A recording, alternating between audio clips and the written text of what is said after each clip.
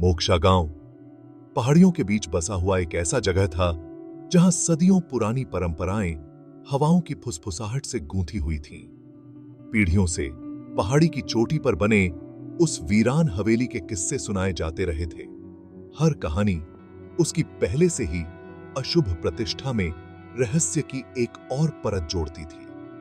हवेली जो कभी भव्य और प्रभावशाली थी, अब समय और त्रासदी का एक जीर्ण शीर्ण प्रमाण बनकर खड़ी थी। इसकी खिड़कियां नीचे गांव को घूरती हुई खाली आंखों की तरह थीं। ग्रामीण अजीब और गरीब घटनाओं के बारे में बात करते थे। अस्पष्ट रोशनी, बेजान फुसफुसाहट और एक ऐसी ठंडी उपस्थिति जो उनकी रीढ़ में कंपकपी भेज देती थी। बच्चों को हवेली से दूर रहने की चेतावनी दी जाती थी। उनकी कल्पनाएं इसकी दीवारों के भीतर फंसी एक बेचैन आत्मा की कहानियों से भर जाती थीं। हवेली, जिसे छायाओं की हवेली के नाम से जाना जाता था, डर का प्रतीक बन गई। एक ऐसी जगह जहां जीवित और मृत के बीच का पर्दा पतला लगता था। यहां तक कि सबसे बहादुर लोग भी हवेली के पास जाने से हिचकिचाते थे, खासकर सूर्यास्त के बाद, जब चांदनी में परछाई नाचती थी और हवा में भयानक फुसफुसाहट होती थी। हवेली की कहानी गांव के मानस में इतनी गहराई से समा गई थी कि यह लगभग एक जीवित संस्था बन गई थी, रहस्यों का एक मूक संरक्षक। रहस्य के आभामंडल में डूबी हवेली साहसी लोगों के लिए एक चुनौती और अंतहीन आकर्षण का स्रोत बनकर खड़ी थी। इसकी भव्य संरचना, हालांकि जीर्ण शीर्ण, एक गौरवशाली अतीत, समृद्धि और भव्यता के समय की ओर इशारा करती थी। ऊंचे बगीचे और ढहती दीवारें अचानक कटी हुई जिंदगी उजागर होने की प्रतीक्षा में एक कहानी की बात करती थी। हवेली के आसपास की हवा एक अनदेखी ऊर्जा, एक मौन गुंजन के साथ कंपन करती हुई प्रतीत होती थी, जो अतीत की फुसफुसाहट के साथ प्रतिध्वनित होती थी। यह एक ऐसी जगह थी जहां इतिहास और रहस्य आपस में गूंथे हुए थे। उन लोगों के लिए एक प्रकाश स्तंभ जो छाया में जवाब ढूंढ रहे थे। हवेली की कहानी सिर्फ एक स्थानीय किंवदंती से कहीं अधिक थी। यह गांव की सामूहिक स्मृति का प्रतिबिंब था। यह प्यार, नुकसान और मानव आत्मा की स्थायी शक्ति की बात करता था। यह एक अनुस्मारक था कि भय का सामना करने पर भी हमेशा आशा होती है, प्रकाश की एक झलक खोजे जाने की प्रतीक्षा में होती है। हवेली अपनी मौन भव्यता में मानव आत्मा के लचीलेपन के प्रमाण के रूप में खड़ी थी, भय और आकर्षण दोनों का प्रतीक। यह एक ऐसी जगह थी जहां अतीत वर्तमान से मिलता था, एक अनदेखी दुनिया का प्रवेश द्वार। अटूट साहस का एक युवक अर्जुन खुद को हवेली के रहस्य की ओर आकर्षित पाता है। अन्य ग्रामीणों के विपरीत वह डर से भस्म नहीं हुआ था।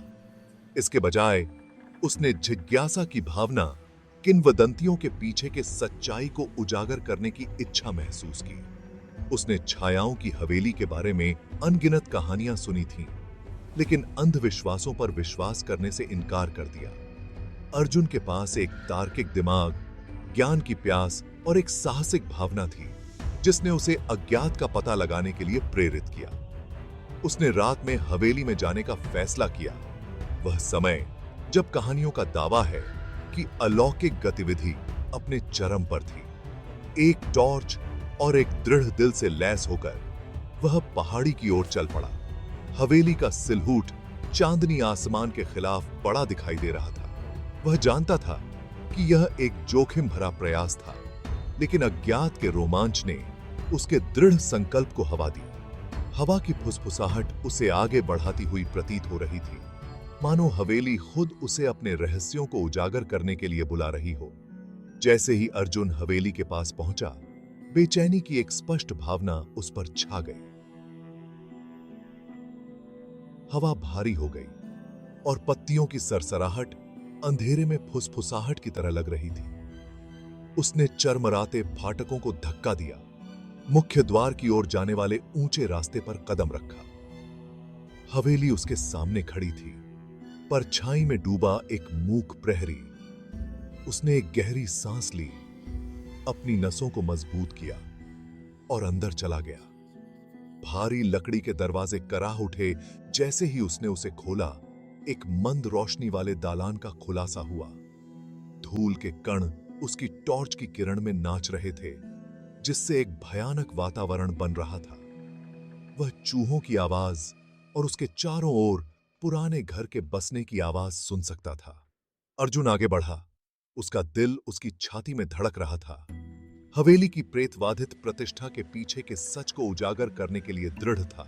वह जानता था कि डर एक शक्तिशाली भ्रम है और वह इससे बाहर निकलने के लिए दृढ़ था। हवेली का इंटीरियर मंद रोशनी वाले गलियारों और धूल भरे कक्षों का भूल भुलैया था। अर्जुन ध्यान से भूल भुलैया जैसे हॉलवे से गुजरा। उसकी टॉर्च दीवारों पर लंबी नाचती परछाई डाल रही थी। हवा सड़न की गंध से भरी हुई थी और उसके पैरों के नीचे फर्श के कभी कभार चरमराने से सन्नाटा टूट जाता था। उसे देखा जा रहा है का आभास हुआ, एक अजीब सी संवेदना जिससे उसकी रीढ़ में कंपकपी दौड़ गई। लंबे समय से मृत निवासियों के चित्र दीवारों पर सजे हुए थे। उनकी आंखें उसका पीछा करती हुई प्रतीत हो रही थीं, जैसे ही वह चलता था। मकड़ी के जाले भूतिया पर्दों की तरह लटके हुए थे, जो हवेली के भूतिया वातावरण को और बढ़ा रहे थे। अर्जुन ने एक ठंडी पत्थर की दीवार पर अपना हाथ फेरा, ठंड को अपनी हड्डियों में रिसते हुए महसूस किया। हवेली एक स्पष्ट इतिहास, अनकही कहानियों का भार अपनी दीवारों के भीतर फंसा हुआ प्रतीत होता था। उसने उदासी की बढ़ती भावना इन्हीं कमरों के भीतर जीने और खोए हुए जीवन की एक उदासीन प्रतिध्वनि महसूस की। जैसे ही उसने आगे खोज की, अर्जुन को एक भव्य बॉलरूम मिला, जिसका एक बार पॉलिश किया हुआ फर्श अब धूल की एक मोटी परत से ढका हुआ था। एक टूटा हुआ झूमर छत से अनिश्चित रूप से लटका हुआ था, जिससे पूरे कमरे में खंडित परछाई पड़ रही थी। वह लगभग उस संगीत और हंसी की कल्पना कर सकता था जिसने कभी इस जगह को भरा था। अब एक परेशान करने वाले सन्नाटे ने ले लिया है। ऐसा लग रहा था कि बॉल रूम में एक बीते युग के अवशेष थे, हवेली के पूर्व गौरव का एक भूतिया अनुस्मारक। अर्जुन ने अपनी खोज जारी रखी। प्रत्येक कमरा हवेली के अतीत के बारे में और सुराग प्रकट करता है। उसे प्राचीन पुस्तकों से भरा एक पुस्तकालय मिला, जिसके पन्ने उम्र के साथ भंगुर हो गए थे। उसने एक बच्चे का कमरा खोजा, जिसमें खिलौने फर्श पर बिखरे हुए थे, समय के साथ जमे हुए थे। प्रत्येक खोज ने उसकी जिज्ञासा को गहरा किया, उसे उस रहस्य को उजागर करने के लिए प्रेरित किया जिसने छाया की हवेली को ढक दिया था। उसने अतीत से एक संबंध महसूस किया, सच्चाई को उजागर करने की जिम्मेदारी की भावना।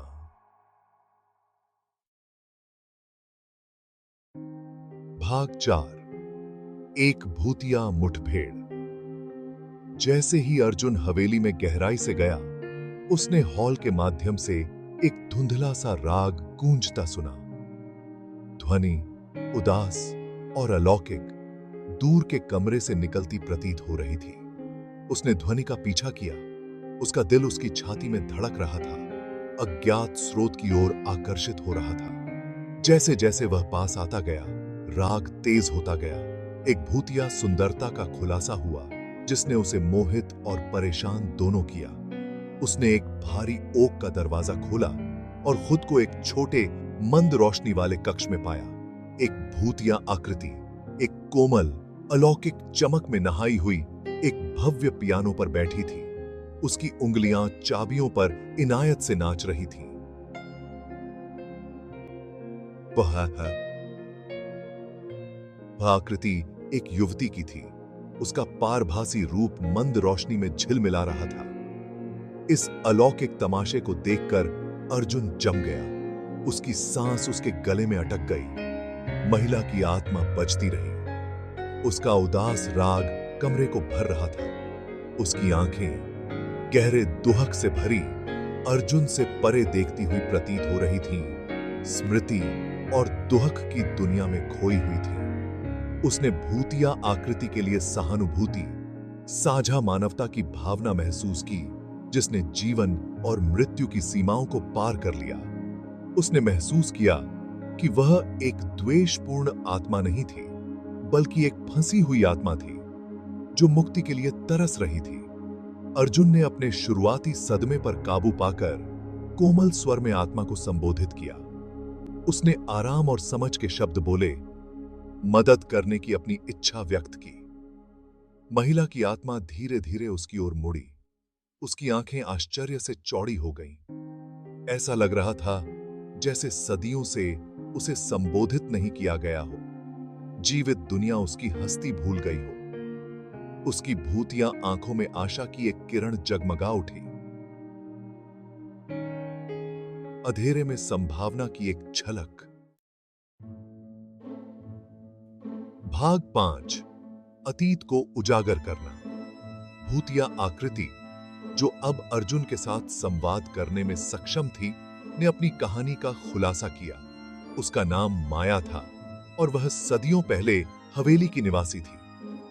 उसने एक दुखद प्रेम प्रसंग के बारे में बात की, एक निषिद्ध रोमांस जो दिल टूटने और निराशा में समाप्त हुआ। उस पर विश्वासघात का झूठा आरोप लगाया गया था और उसे हवेली के भीतर कैद कर दिया गया था। उसकी आत्मा उसके दुख की जगह से बंधी हुई थी। माया ने बताया कि जब तक उसकी कहानी जात नहीं हो जाती, तब तक उसे शांति नहीं मिल सकती, जब तक कि उसकी बेगुनाही का सच सामने नहीं आ जाता। वह किसी के लिए उसकी याचिका सुनने, उसके दर्द को समझने के लिए इंतजार कर रही थी। अर्जुन ने ध्यान से सुना। उसका दिल फंसी हुई आत्मा के लिए करुणा से भर गया। उसने उसकी मदद करने, सच्चाई को उजागर करने और उसकी कहानी को दुनिया के सामने लाने का वादा किया। अर्जुन ने बाकी रात माया के साथ बिताई, ध्यान से उसके अतीत के टुकड़ों को जोड़कर। उसने हवेली के भीतर मिले पुराने दस्तावेजों और पत्रों की जांच की, उसकी कहानी की पुष्टि की। उसने एक साजिश, छल के जाल का प्रमाण खोजा, जिसके कारण माया को अन्यायपूर्ण रूप से कैद किया गया था। उसने महसूस किया कि वह परिस्थितियों का शिकार थी। उसके प्यार और वफादारी के साथ व्यक्तिगत लाभ के लिए छेड़छाड़ की गई थी। खिड़कियों से भोर की पहली किरणें टूटने के साथ अर्जुन ने उद्देश्य की एक नई भावना महसूस की। उसने सच्चाई को उजागर कर दिया था और अब इसे दुनिया के साथ साझा करना उसका कर्तव्य था।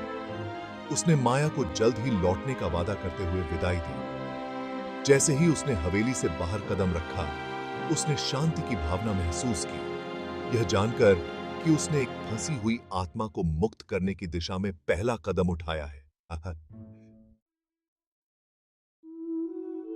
भाग 6, सत्य का उदय। अर्जुन गांव लौट आया।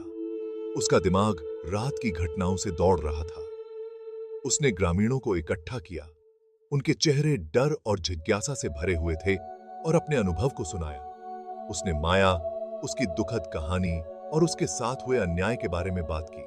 उसने अपने द्वारा पाए गए सबूत, दस्तावेज पेश किए जो उसकी बेगुनाही साबित करते थे। सबसे पहले ग्रामीणों को संदेह हुआ। हवेली और उसकी किंवदंतियों का डर गहराई से समा गया था। लेकिन जैसे जैसे अर्जुन आगे बढ़ता गया, उसके दृढ़ विश्वास और निर्विवाद सबूतों ने उनकी राय बदलनी शुरू कर दी। उन्होंने महसूस किया कि छायाओं की हवेली द्वेष का स्थान नहीं था, बल्कि दुख का स्थान था, एक भूली हुई त्रासदी का स्मारक। माया की कहानी से प्रभावित होकर ग्रामीणों ने मदद करने का फैसला किया। उन्होंने मुक्ति की रस्म निभाई, क्षमा और स्मरण का प्रतीकात्मक कार्य। उन्होंने माया की आत्मा के लिए प्रार्थना की, अपनी सहानुभूति और उसकी शांति पाने की इच्छा व्यक्त की।